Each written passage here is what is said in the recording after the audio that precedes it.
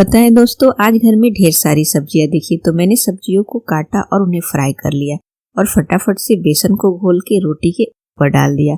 और यकीन मानिए, इतना टेस्टी नाश्ता बनकर तैयार हुआ।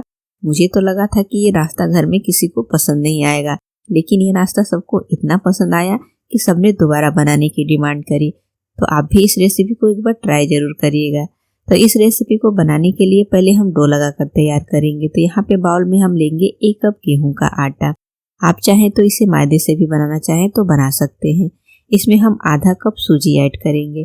तो सूजी हमें एकदम बारीक वाली लेनी है। अगर आपके पास मोटी सूजी है तो उसे ग्राइंड करके ऐड कर लें। सूजी बारीक हो जाएगी। आधा छोटी चम्मच नमक ऐड करेंगे और इसे हम बढ़िया से इस तरह से मिक्स कर लेंगे। और अब हम इसमें पानी ऐड करेंगे और इसका हम डो लगाकर तैयार करेंगे। नॉर्मल जैसे हम रोटी का आटा लगाते हैं, बिल्कुल उसी तरह का हमें डो लगाकर रेडी करना है। तो अच्छे से मसलते हुए गूंथ लेंगे। तो ये देखिए, हमारा जो डो है अब रेडी हो गया है। अब हम इसे कवर करके रेस्ट पे छोड़ेंगे, जिससे कि सूजी जो है ना आटे के साथ बढ़िया से फूलकर सेट हो जाए और हम बाकी की तैयारी करेंगे। तो हम लेंगे ग्राइंडिंग जार और इसमें हम ऐड करेंगे थोड़ा सा पनीर। मैं इस रेसिपी को बनाने के लिए 200 ग्राम पनीर यूज़ कर रही हूँ। तो यहाँ पे मैंने थोड़ा सा पनीर अभी ऐड किया है, बाकी का पनीर हम बाद में यूज़ करेंगे। इसमें हम 1/3 कप बेसन ऐड करेंगे, छोटी चौथाई चम्मच नमक, छोटी चौथाई चम्मच हल्दी पाउडर, इससे कलर बढ़िया आएगा, और आधी छोटी चम्मच काश्मीरी लाल मिर्च पाउडर ऐड करेंगे। आधा कप पानी ऐड करेंगे और इसे हम ग्राइंड करके इसका हम घोल बनाकर तैयार कर लेंगे। तो देखिए, ये घोल रेडी हो गया है। इसे हम बाउल में ट्रांसफ़र कर लेंगे और मैं आपको कलछी से दिखा दे रही हूँ कि घोल जो है हमें बहुत ज़्यादा पतला या बहुत ज़्यादा गाढ़ा नहीं रखना है। देखिए, बिल्कुल इस तरह का। तो अब हम इसे साइड में रखेंगे और गैस पे हम पैन रखेंगे और इसमें हम ऐड करेंगे 1 बड़ी चम्मच ऑयल। और जैसे ही ऑयल अच्छे से गर्म हो जाए, इसमें हम ऐड करेंगे पनीर। तो मैंने पहले ही आपको कहा कि मैंने 200 ग्राम पनीर लिया है। तो देखिए, पनीर को मैंने इस तरह से पीसेस में कट कर लिया है। थोड़ा सा पनीर हमने बेसन में ऐड कर लिया है, बाकी का जो पनीर है हम इसे फ्राई कर लेंगे। तो पनीर को हमें मीडियम फ्लेम पे फ्राई करना है, बहुत ज़्यादा इसे चलाना नहीं है, नहीं तो पनीर जो है ना टूटने लगता है। तो इसे सुनहरा सा कलर आने तक हम इसे पलटते हुए फ्राई कर लेंगे। और आप चाहें तो यहाँ पे पनीर के जो पीसेस है ना, अपने हिसाब से जैसे चाहे वैसे काट के ले सकते हैं। मैंने यहाँ पे लंबे लंबे शेप में काटा है। तो पनीर देखिए फ्राई हो गया है। अब हम इसे प्लेट में ट्रांसफ़र कर लेंगे। पैन में थोड़ा बहुत ऑयल बचा हुआ है, तो इसमें हम 1 छोटी चम्मच ऑयल और ऐड कर लेंगे और इसमें हम ऐड करेंगे 1 बारीक कटी हुई हरी मिर्च, 1 कटी हुई प्याज। सभी सब्जियों को हम इस तरह से लंबे लंबे शेप में काटेंगे। 1 कटी हुई शिमला मिर्च, 1 कटी हुई गाजर, 1 कटी हुई टमाटर। गैस का फ्लेम हम हाई कर लेंगे और सब्जियों को हम चलाते हुए हाई फ्लेम पे 1 से 1.5 मिनट के लिए भूनेंगे। बस सब्जियों जो है इसका थोड़ा सा कच्चापन निकल जाए और हल्का से ये सॉफ्ट हो जाए, इसका मॉइस्चर जो है कम हो जाए, क्योंकि सब्जियों को हमें पकाना नहीं है, इसे क्रंची ही रखना है।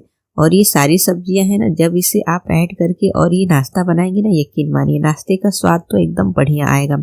और सब्जियां जो है हमारे लिए काफ़ी हेल्दी भी होती हैं। तो सब्जियों को देखिए मैंने भून लिया है, अब ये सॉफ्ट होने लगी है और इसका जो मॉइस्चर है ना अभी निकल गया है। तो यहाँ पे हम ऐड करेंगे 1 कप कटा हुआ पत्ता गोभी। पत्ता गोभी जो है थोड़ा जल्दी से भुन जाता है, तो इसीलिए हम इसे थोड़ा सा रुक के ऐड करेंगे। बाकी सभी सब्जियों को हम पहले फ्राई कर लेंगे। अब अच्छे से इसे भी हम 1 मिनट के लिए भून लेंगे। 1 मिनट भूनने के बाद से हम इसमें ऐड करेंगे 1 बड़ी चम्मच टमाटो सॉस, 1 बड़ी चम्मच शेजवान सॉस, 1 बड़ी चम्मच सोया सॉस और ऑर्गेनो मैंने लिया है, तो यहाँ पे 1 छोटी चम्मच जितना हम इसमें ऑर्गेनो ऐड कर लेंगे। इन सभी सॉस से फ्लेवर जो है ना बहुत ही बढ़िया आता है। 1 छोटी चम्मच नमक ऐड करेंगे और बढ़िया से चलाते हुए इसे हम मिक्स कर लेंगे। गैस का फ्लेम हम यहाँ पे लो टू मीडियम रखेंगे कि सॉस वगैरह जो है ना वो जले नहीं। तो सभी सब्जियां जो है सॉस के साथ अच्छे से मिक्स हो चुकी है, आप देख सकते हैं। तो अब जो हमने पनीर को फ्राई करके रखा हुआ था ना, उसे भी हम यहाँ पे ऐड कर लेंगे और उसे भी सब्जियों के साथ अच्छे से मिक्स कर लेंगे कि सॉस जो है पनीर में भी अच्छे से अब्जॉर्ब हो जाए। तो देखिए, ये जो है स्टफिंग बन के तैयार हो गई। इस तरह से जब आप तैयार करेंगे ना, तो ये खाने में बेहद ही टेस्टी लगता है। और अभी सर्दियों के मौसम में तो सब्जियां जो है भरपूर मात्रा में मिलेगी। आप यहाँ पे अपनी पसंद की सब्जियां यूज़ कर सकते हैं। तो अब ये रेडी है। गैस का फ्लेम ऑफ करेंगे, इसे साइड में रखेंगे। आटा जो है बढ़िया से सेट हो गया है। तो हम इसे एक बार इस तरह से मसल लेंगे। सूजी जो है बढ़िया से फूल चुकी है, आटा एकदम परफेक्ट सॉफ्ट हो गया है। तो इसे मसलने के बाद से हम इसकी लोई बनाएंगे। तो जैसे हम नॉर्मल रोटी की लोई बनाते हैं ना, उससे थोड़ी सी बड़ी करनी है, बहुत ज़्यादा बड़ी नहीं करनी है, क्योंकि रोटी हमें थोड़ा सा ही बड़ा करना है, ज़्यादा बड़ा नहीं करना है। तो सभी लोई जो है रेडी हो गई है।